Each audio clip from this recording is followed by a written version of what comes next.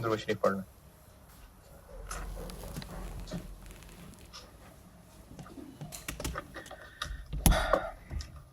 Autumn 18 कर रहा था कल, और एक पेज प्रॉफिट ठीक करने का छोड़ के वर्किंग्स में रेक्टिफाइंग एंटीज बना रहा था।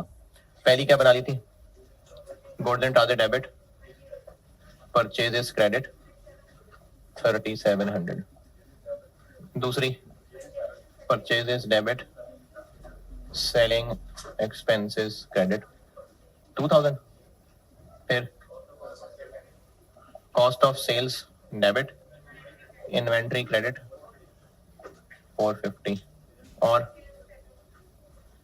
Sales debit, debtors credit 23,000, repairs debit और परचेजेस क्रेडिट 3600, और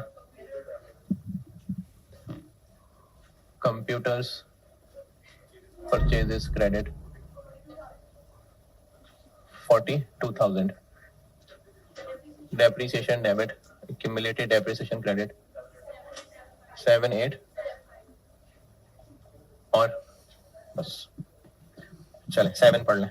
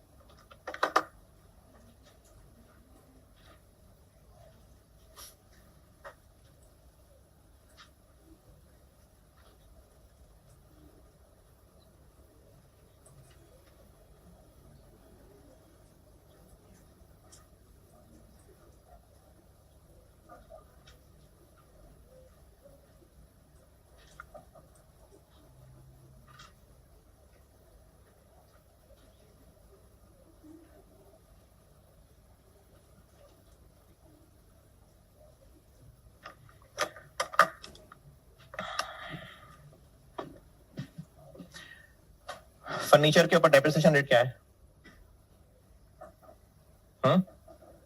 नहीं पता। और फर्नीचर कब बेचा, तारीख वगैरह कुछ भी नहीं। तो सिर्फ एरर है फर्नीचर बेचने का, उसके अलावा कुछ भी नहीं पता। वरना मैंने आपको कहा था कि अगर एरर पीपी डिस्पोजल से रिलेटेड है तो फिर पहले हमने डेप्रिसिएशन ठीक करनी है, फिर डिस्पोजल वाला एरर। तो इसकी डेप्रिसिएशन के बारे में कुछ भी नहीं पता। रॉन्ग क्या हुआ? हमने एक फर्नीचर बेचा और उसको सेल्स डे बुक में लिख लिया। तो क्या मतलब है इस बात का? हमने उसको सेल्स रिकॉर्ड कर लिया, यानी डेटा डेबिट और सेल्स क्रेडिट कर ली,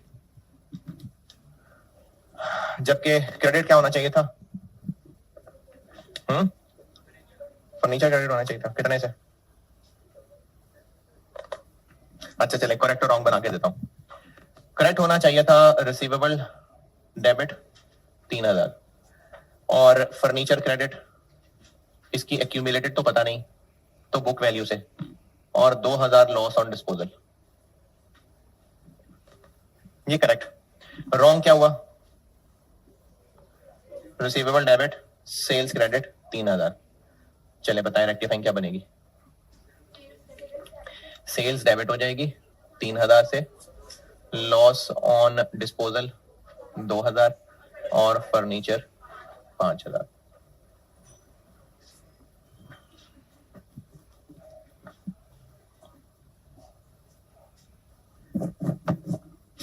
नंबर 8,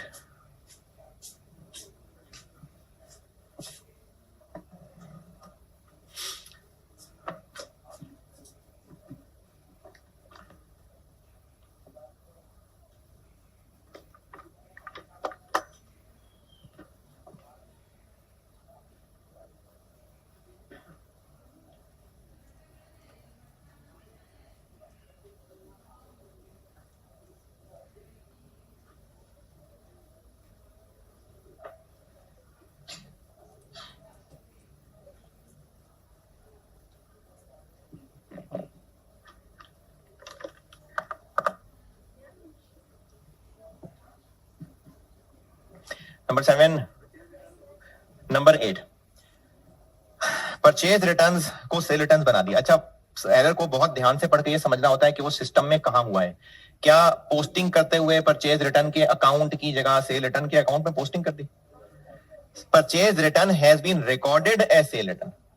तो अगर हमने उसको सेल रिटर्न रिकॉर्ड किया है, यानी जर्नल में रिकॉर्ड किया है, तो ये थोड़ी हुआ होगा कि उसमें क्रेडिटर लिख दिया होगा लेकिन साथ गलती से सेल रिटर्न लिखा गया होगा। तो हमने उस पूरी ट्रांजेक्शन को परचेज रिटर्न की जगह सेल रिटर्न बना दिया। तो उसका क्या करें? जो सेल रिटर्न बना दी वो रिवर्स कर देते हैं, डेटर्स डेबिट और सेल रिटर्न क्रेडिट। और जो परचेज रिटर्न रिकॉर्ड नहीं की वो अब कर लेते हैं। कितने से? 6700।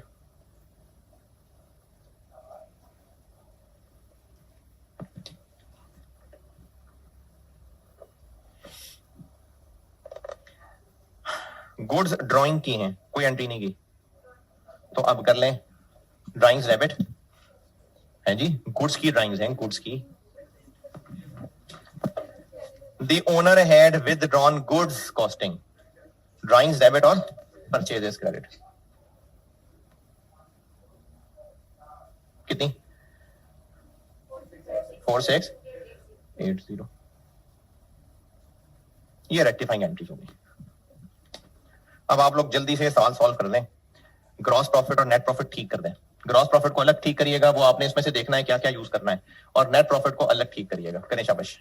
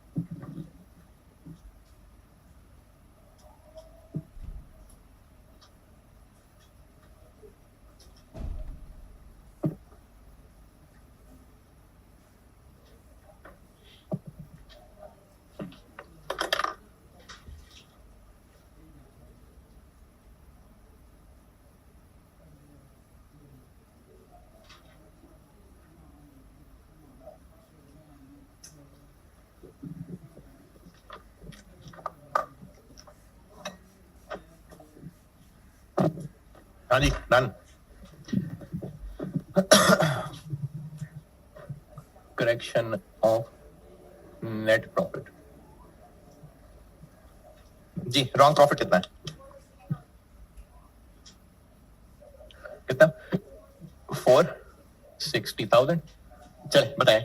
नंबर 1, परचेजेस क्रेडिट हो रही है। अच्छा, इसमें ना आपके लिए भी अच्छा है और एग्जामिनर के लिए भी कि आप 7 पॉइंट का रेफरेंस दे दिया करना ताकि पता चले कौन सी वाली एडजस्टमेंट डाली है। 3700 क्रेडिट हो रहा है, ऐड।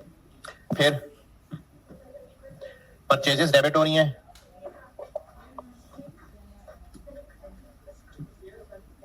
परचेजेस डेबिट हो रही है, सेलिंग एक्सपेंसेस क्रेडिट हो रहा है, कैंसिल आउट हो गया। कॉस्ट ऑफ सेल्स डेबिट हो रही है, कितनी? 450। सेल्स डेबिट हो रही है जी, 23,000। रिपेयर्स डेबिट हो रही है, परचेजेस क्रेडिट हो रही है, कैंसिल हो गए। कंप्यूटर्स डेबिट, परचेजेस क्रेडिट,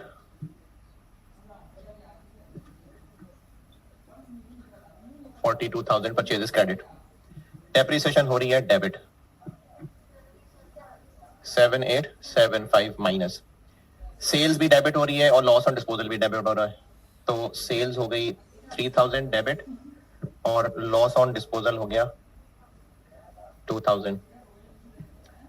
फिर दोनों रिटर्न्स क्रेडिट हो रही हैं, ऐड कर दें बेशक, 13,400। फिर परचेजेस क्रेडिट हो रही हैं, 4680।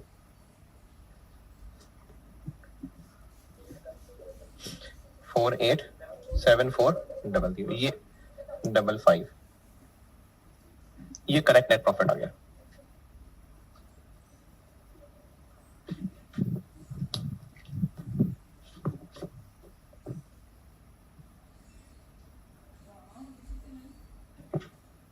सही।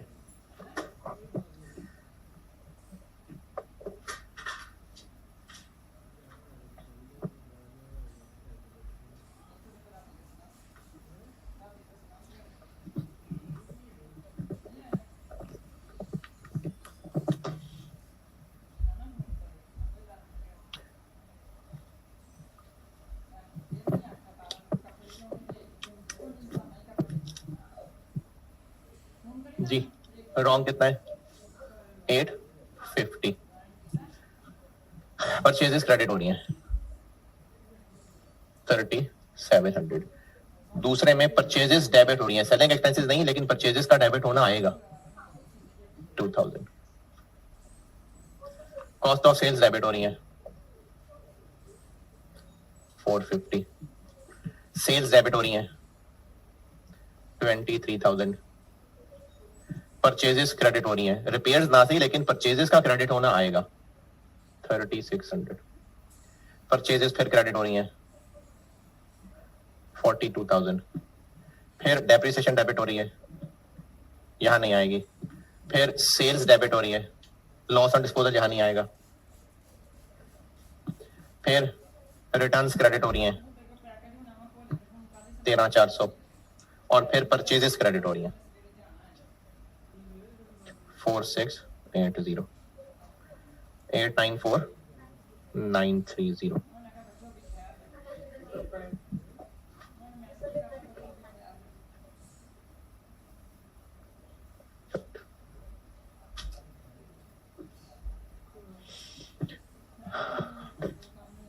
हाँ जी, मुझे लगता है समझ आ गया एरर आपको।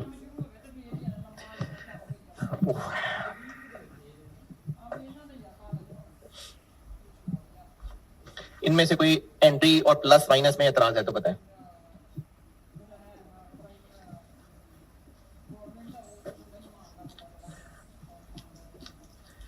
अच्छा, अब ना आपको मैं चीज सिखाने लगा हूं, उनमें से आपके सिलेबस में आधी है, लेकिन पूरी पिक्चर दिखाऊंगा तो वो आधी समझ आएगी। सिर्फ सिलेबस वाला बताऊंगा तो वो उतनी बात नहीं समझ आएगी, इसलिए सिखाना मुझे पूरा पड़ेगा, फिर उसमें से आपके सिलेबस वाली चीज आधी है वो बता दूंगा।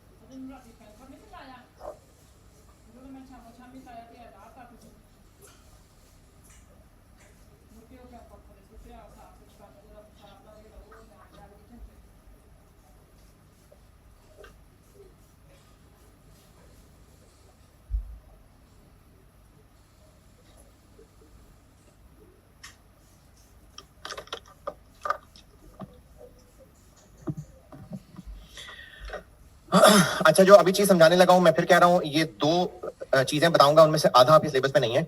बहुत ध्यान से एहतियात से पहले नोट भी कर लें, समझ भी लें अच्छे तरीके से, और आप पहले हेडिंग दे लें। जो कुछ भी बताने लगा हूं ना, उसकी एक हेडिंग दें, if control accounts are maintained, ये हेडिंग दे लें। और फिर जो करने लगा हूं वो पहले देख लें अच्छी तरह, फिर नोट कर लेना। If control accounts are maintained, और उससे भी ऊपर बड़ी हेडिंग दे दें, एरर्स नहीं, recap of books of prime entry, चले ऐसे कह लें, recap of books of prime entry. ये जो अब बताने लगा हूं ना, ये एरर्स के बचे कुछ सवाल अब हम कर सकेंगे। बुक्स ऑफ प्राइम एंट्री पढ़ा है कि बुक्स ऑफ ओरिजिनल एंट्री, क्या पढ़ा है? हाँ, तो बुक्स ऑफ प्राइम एंट्री, उसका रीकैप दे रहा हूं, और उसमें जो भी बातें बताऊंगा वो दो टुकड़ों में तोड़ रहा हूं। पहली हेडिंग दे लें, if control accounts are maintained.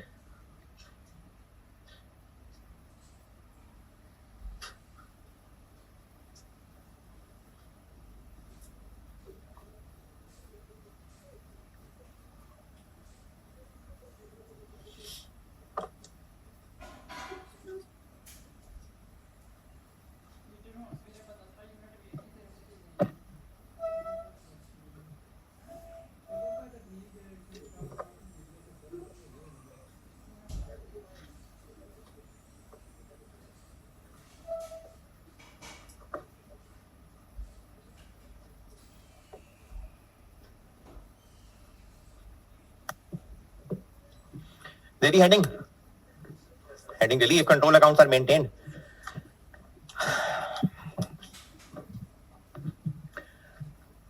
जो बुक्स ऑफ प्राइम एंट्री है वो आप लोगों ने ये आपको आता है, अगर तो ना लिखें, मैं सिर्फ आपसे पूछ रहा हूं, बुक्स ऑफ प्राइम एंट्री क्या क्या पढ़ी है?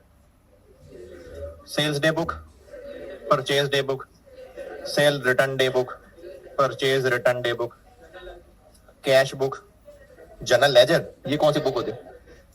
जनरल जर्नल, और शायद पेटी कैश बुक भी पढ़ी हो, हाँ उसको दफा करें। ये पढ़ी नहीं आप सब ने? चलो सही है, इसका अंदर सब कुछ सब आता है। कि सेल्स डे बुक में क्या रिकॉर्ड होता है? Credit sales. Purchase day book में credit purchases, credit sale return, क्या कैश, कैश और बैंक दोनों, और ये, चलो शाबाश यार, सही है। और ये मैं अज्यूम कर रहा हूं कि ये जो कैमरे के पार हैं वो भी सब इस आवाज में शामिल थे।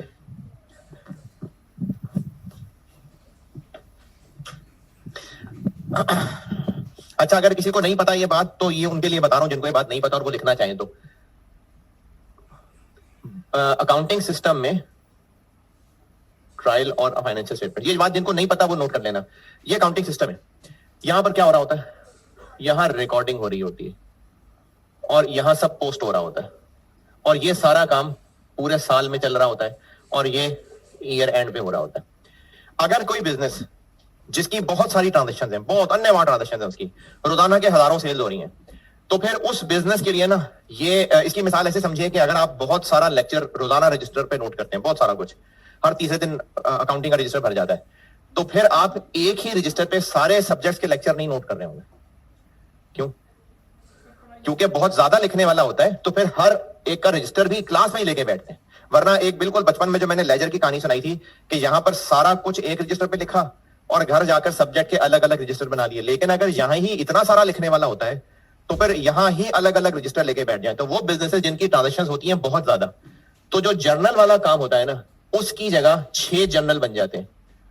Sales day book, sale return day book, purchase day book, purchase returns day book, cash book और जनरल जर्नल। इसमें रिकॉर्ड होती है सिर्फ और सिर्फ क्रेडिट सेल्स, इसमें रिकॉर्ड होती हैं सिर्फ क्रेडिट सेल रिटर्न्स, इसमें रिकॉर्ड होती हैं सिर्फ क्रेडिट परचेजेस,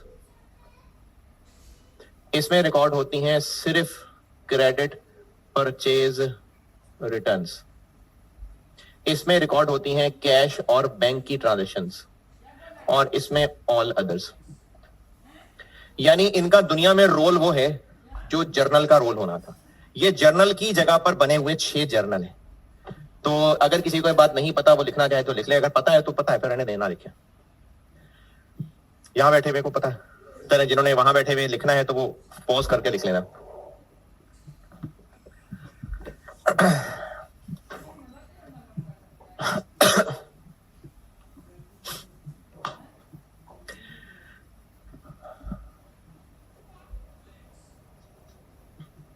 बल्कि लिख ही ले यार, क्योंकि अब जो बात बता रहा हूं वो शायद आपको ना पता हो। शायद लेजर का क्या मकसद है? जर्नल भी एक रजिस्टर है और लेजर भी एक पूरा रजिस्टर है। जर्नल के अंदर या जर्नल या उसकी जगह ये सारे, जर्नल की जगह फिर ये सारे होंगे। अगर किसी बिजनेस में ट्रांजैक्शंस बहुत ज्यादा है तो जर्नल की जगह ये सब होंगे। जर्नल भी एक रजिस्टर है और लेजर भी एक रजिस्टर है। लेजर के अंदर क्या है? उसके अंदर 2-2 पेजेस का एक सेट है जो कि टी अकाउंट कहलाता है। लेजर भी 3 तरह के होते हैं। सेल्स लेजर, ये पढ़ा है? अरे यार क्या क्या पढ़े हैं? परचेज लेजर और जनरल लेजर। ये क्या होता है?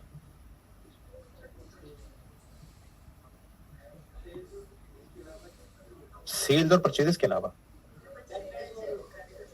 देखें, एक है सेल्स का टी अकाउंट, जैसे बाकी सारे आज तक जिंदगी में टी अकाउंट बने, प्लांट मशीनरी का टी अकाउंट, कैश का टी अकाउंट, सैलरीज का टी अकाउंट, जो कुछ भी आज तक पड़ा है एक वो टी अकाउंट है। ये वो नहीं है। लेजर कहते हैं रजिस्टर को। लेजर वो रजिस्टर है जिसमें टी अकाउंट्स हैं बहुत सारे। सेल्स लेजर उस रजिस्टर को कहते हैं जिसमें सारे के सारे डेटर्स के टी अकाउंट्स हैं।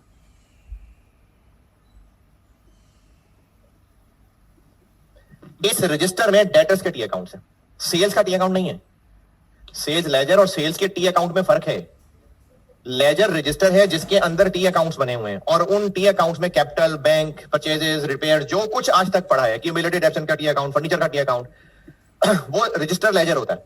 लेकिन अगर किसी बिजनेस के बहुत सारे कस्टमर्स हैं तो इसमें रश ना मच जाए, इसलिए डेटर्स और क्रेडिटर्स के टी अकाउंट्स के लिए लेजर बना लिए हैं अलग। परचेज लेजर वो रजिस्टर है जिसके अंदर टी अकाउंट्स हैं, किसके? क्रेडिटर्स के। परचेजेस का टी अकाउंट नहीं है। परचेज लेजर उस रजिस्टर का नाम है जिसमें बने हुए टी अकाउंट्स बहुत सारे। कौन कौन से? किन किन के? सिर्फ क्रेडिटर के, ए बी सी डी, सबके अलग अलग क्रेडिटर्स हैं। और डेटर्स और क्रेडिटर्स के टी अकाउंट के अलावा बाकी सारे टी अकाउंट्स वो यहां है।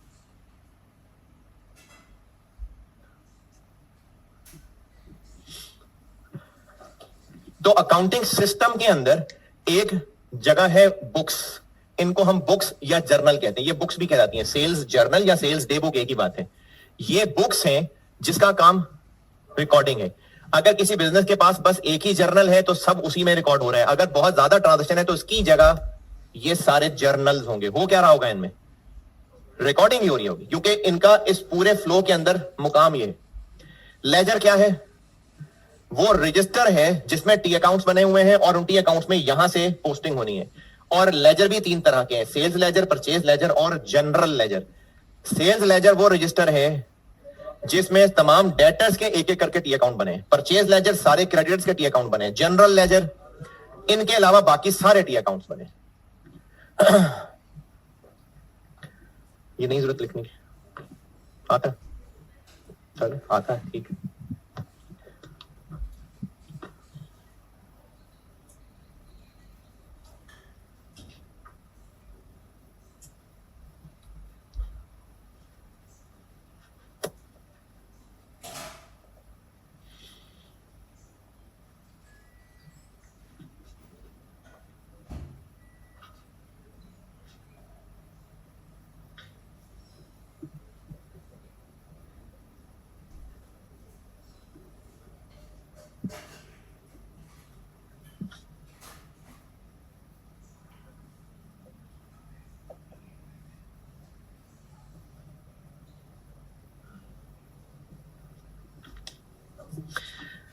अच्छा, अगर ये लिख भी रहे थे ना तो ये उस हेडिंग से अलग चीज थी, उसको अगर लिखना है तो डब्बे में बंद कर लें।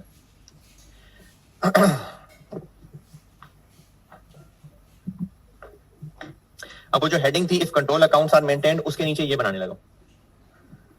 ये जो यहां सब बनाऊंगा एक बार मैं बना लूं, उसके बाद इसको पूरा नोट कर दीजिएगा और इसका जो कंक्लूजन भी बताऊंगा वो भी। ये मैंने साथ वैसी रेफरेंस के लिए बात दोबारा लिखी है, ये ना लिखे बेशक, ये चीज है जो आपने नोट करनी होगी, लेकिन मैं एक बार बना लूं। और मैं मिसाल ले रहा हूं डेटर्स की, सिर्फ सेल्स की जगह परचेजेज आएगा और ये मिसाल समझ में आपके क्रेडिटर्स की मिसाल बन जाएगी। तो मैं सिर्फ सेल्स की मिसाल से समझा रहा हूं। बुक्स लेवल के ऊपर रिकॉर्डिंग हो रही होगी और एक बुक होगी सेल्स डे बुक।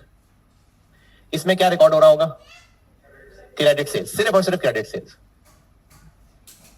और इसका फॉर्मेट नहीं FAR1 में बनाना, या आपने पहले बनाना सीखा हुआ है, सिर्फ इनका मेन कंटेंट सामने दिखा रहा हूं।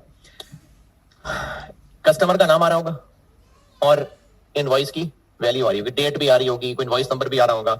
लेकिन मैं इस वक्त जो बताना चाह रहा हूं वो सिर्फ अमाउंट और नाम काफी है। और ये हर रोज बहुत सारी ट्रांजेक्शन हो रही होती है। लेकिन मेरे पास तो जगह थोड़ी है, तो बस किसी भी दिन की ट्रांजेक्शन है। कस्टमर ए को 20,000 रुपए की चीजें बेची, कस्टमर बी को 45,000 की, कस्टमर सी 15,000 और कस्टमर डी 24,000। ये सेल्स डे बुक है। ये ऐसे ही है ना, सेल्स डे बुक ऐसी होती है। इसमें डेबिट क्रेडिट क्यों नहीं लिखा?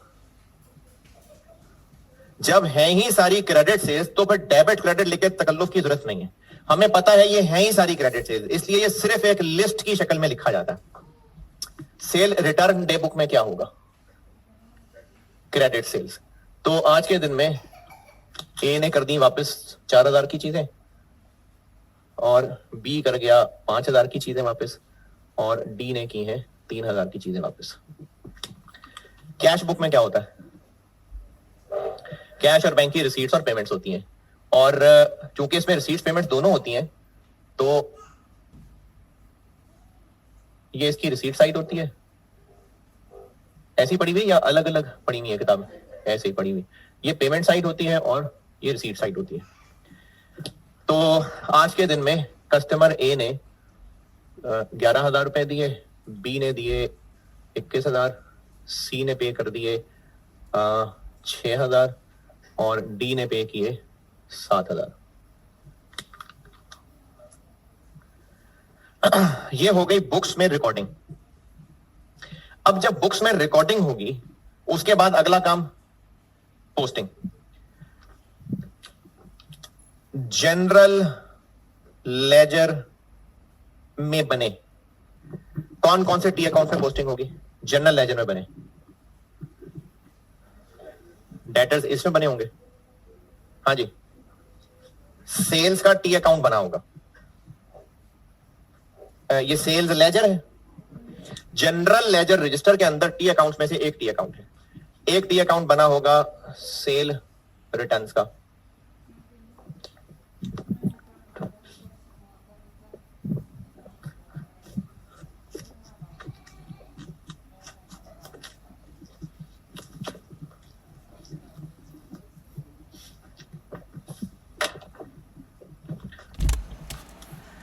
फिर एक होगा सेल्स लेजर। इसमें बने होंगे टी अकाउंट ए के, बी, सी और डी। वो 20,000 की ट्रांजेक्शन कहां पोस्ट करूं? ए में डेबिट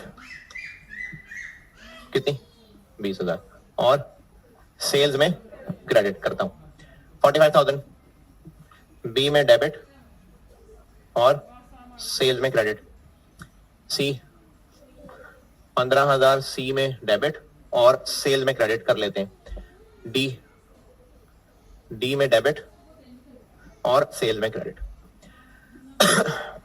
कंपनी की मर्जी कि वो ये काम जो मैं करने लगा हूं हर पेज के एंड पे करे या हर डे के एंड पे करे, कंपनी की मर्जी। ये जो सारी ट्रांजेक्शन हैं ये सारी ट्रांजेक्शन क्रेडिट सेल्स ही हैं और चाहे अलग अलग कस्टमर हैं लेकिन इन सबका क्रेडिट किधर होना है? सेल्स। तो फिर टाइम बचाने के लिए बिजनेस क्या करता है कि इन सब को एक एक करके लाने की बजाय इसका कर लेते हैं टोटल 10। इन सब ने टोटल एक एक करके सेल्स में ही आना था ना, तो हम अभी ही इसको 104 से क्रेडिट कर देते हैं।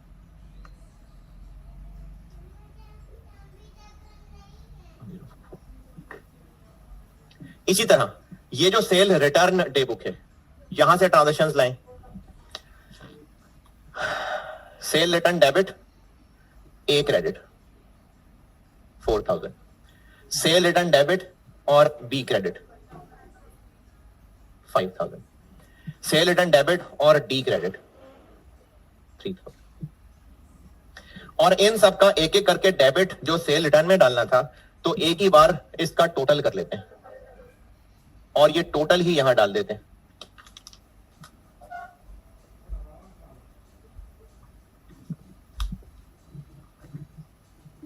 कैश एंड बैंक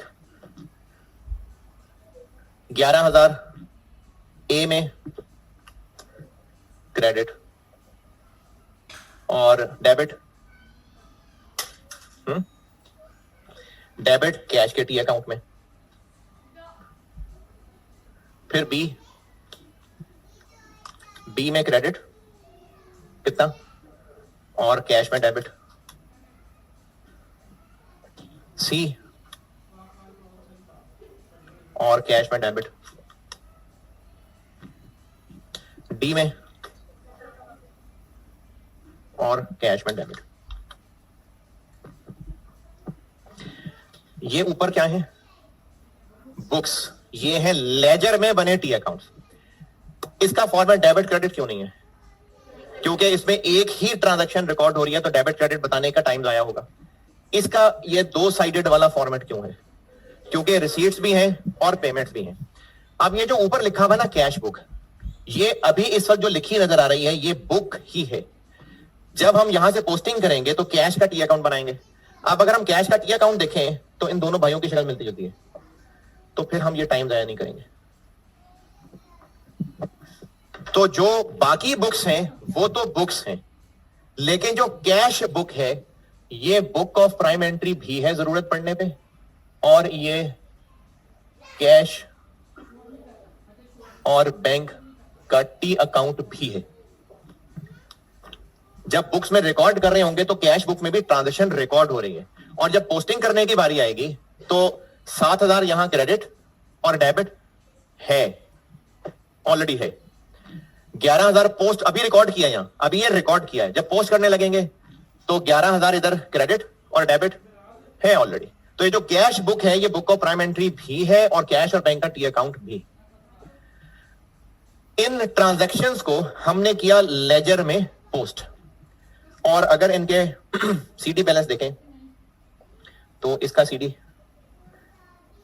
15,000, इसका 15 कैसे? हाँ मैंने गलत देखा जी। और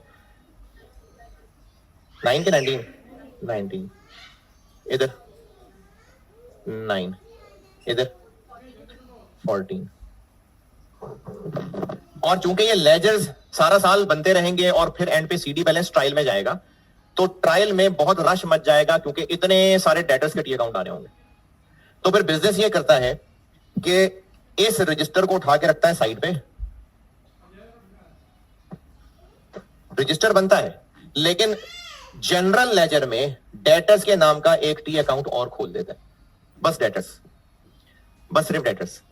और इस कॉलम का टोटल, सेल्स में क्रेडिट और डेटर्स में डेबिट। यहां भी जाएगा, लेकिन यहां भी जाएगा। सेल रिटर्न डे बुक का टोटल, सेल रिटर्न्स में डेबिट और डेटर्स में क्रेडिट।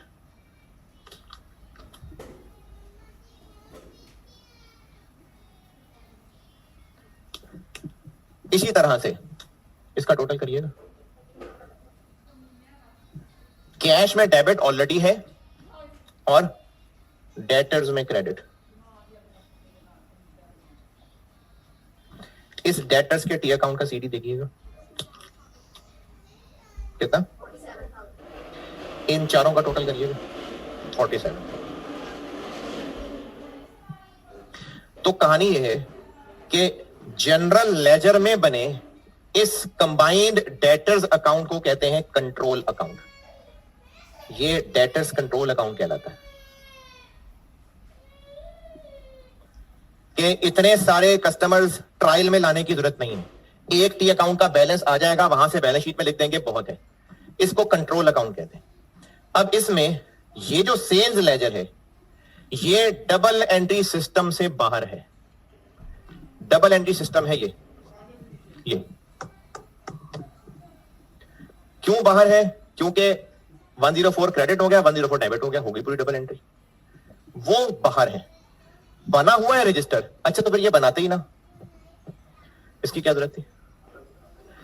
हमने डेटर से 47,000 लेने हैं, किससे कितने लेने हैं तो वो हमें जानना होगा, तो ये बनाना पड़ेगा, लेकिन ये डबल एंट्री सिस्टम से बाहर होगा। तो अगर कंट्रोल अकाउंट्स आर मेंटेन्ड तो फिर ये जो सेल्स लेजर और परचेज लेजर हैं ये डबल एंट्री सिस्टम का पार्ट नहीं होते।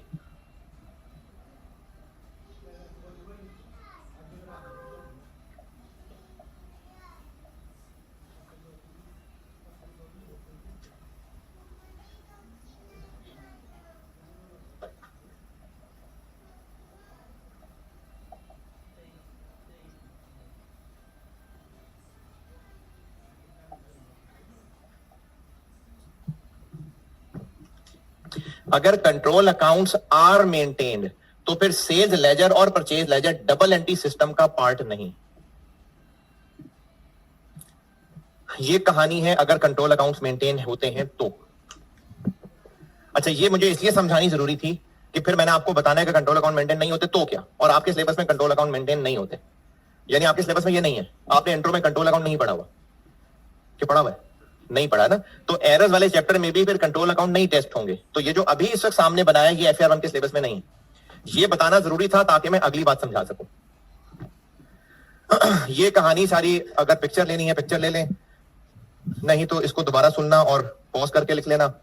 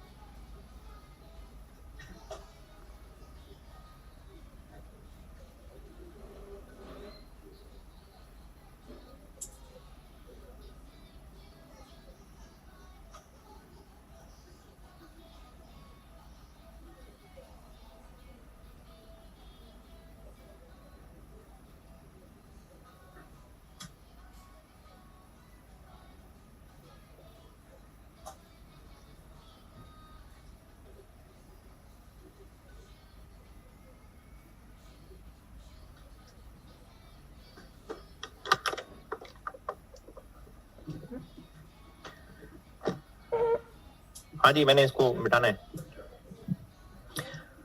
पिक्चर ले ली है तो लिख जरूर लेना जाके, वो पिक्चर गूगल के पास ना रह जाए।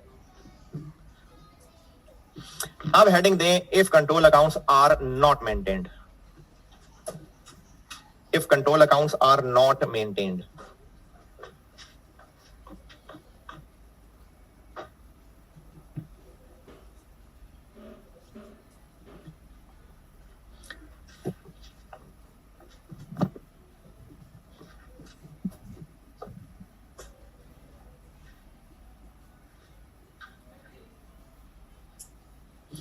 कल आधा पौना घंटा ऊपर भी लग सकता है। इसके बच्चे कुछ सवालों की प्रैक्टिस करा के खत्म करना है मैंने। अभी तो मगरिब होते ही आप रोजा खोलने वाले हो जाते हैं।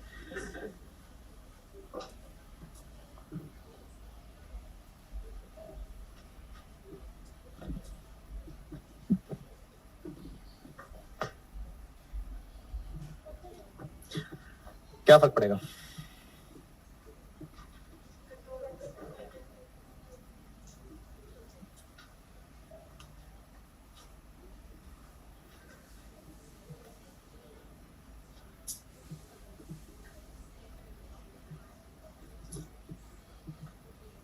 तो जनरल लेजर में तो ये क्रेडिट आ गया, तो डेबिट किधर? अब जब हम उनका टोटल अकाउंट नहीं बना रहे तो ये दिलों के फासले मिटाने पड़ेंगे, ये दीवारें गिरानी पड़ेंगी। अब सेल्स लेजर भी डबल एंट्री सिस्टम का पार्ट होगा। अब ये डबल एंट्री का पार्ट होंगे, यानी जो मसला मैंने आपको शुरू में बताया था कि ये सारे ट्रायल में आ जाएंगे, तो आने दें। कंट्रोल अकाउंट नहीं बनते तो अब ये डबल एंट्री का पार्ट है, यानी यहां से टोटल इधर पोस्ट और इंडिविजुअल यहां पोस्ट। ट्रायल बैलेंस में इनके बैलेंसेस जाएंगे। Sales ledger double entry system का पार्ट होगा, इसलिए 2-3 टिप्स बताता हूं।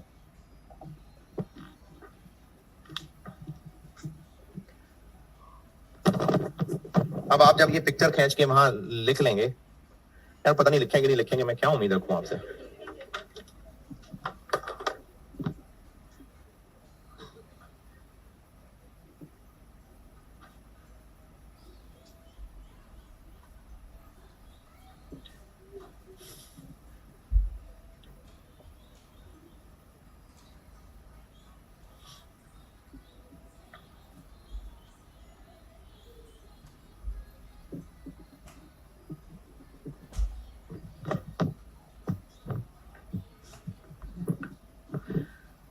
टिप्स बता रहा हूं, लेकिन पिक्चर खींच के ये लिख लेना, ये तो लिखें कि अब सेल और purchase laser double entry system का पार्ट है, देयरफॉर 2-3 टिप्स बताने लगा।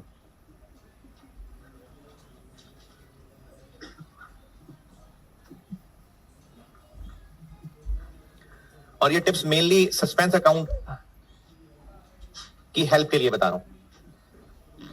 पहली टिप, अगर बुक्स ऑफ प्राइम एंट्री में रिकॉर्डिंग का एरर है, रिकॉर्डिंग का यानी या तो रिकॉर्ड किया ही नहीं या गलत रिकॉर्ड किया।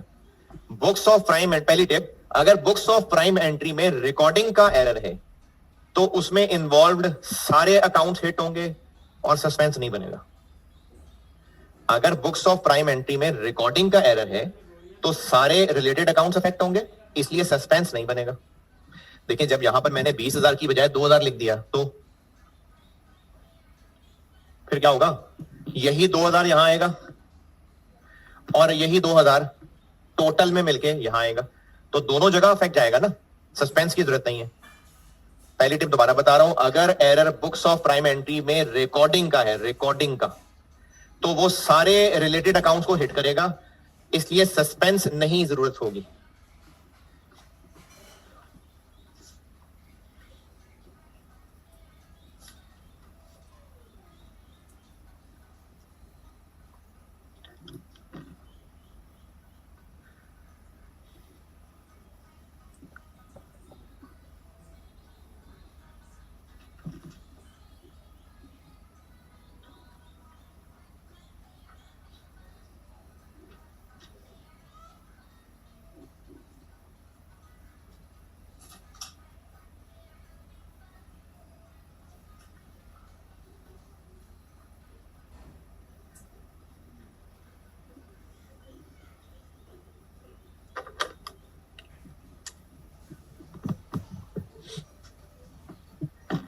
दूसरी टिप, अगर इसमें टोटल करने में गलती कर दी, जैसे आप लोग कर देते हैं अक्सर, टोटल गलत कर रहे होते हैं, यानी ये टोटल कैलकुलेटर में उंगलियां टेढ़ी पड़ गई और ये 104 बनता था तो उसको 94 बना दिया, तो अब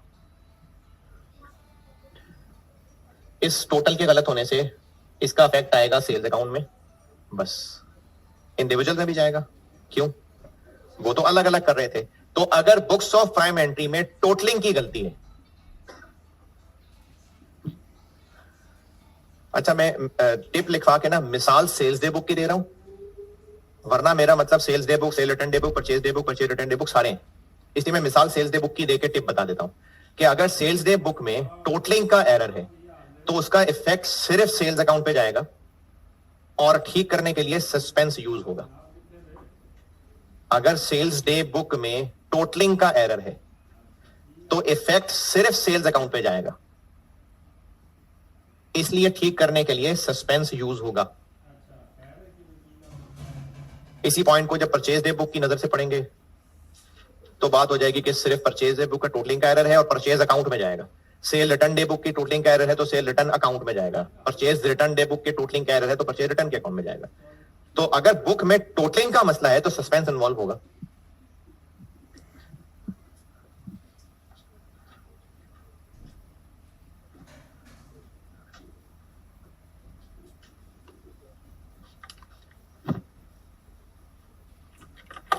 और तीसरी टिप लिखें,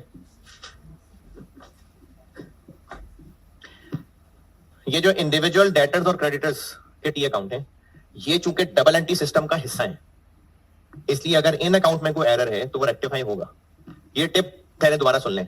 ये टिप ज्यादा काम की तब होती अगर आपने कंट्रोल अकाउंट्स भी पढ़े होते।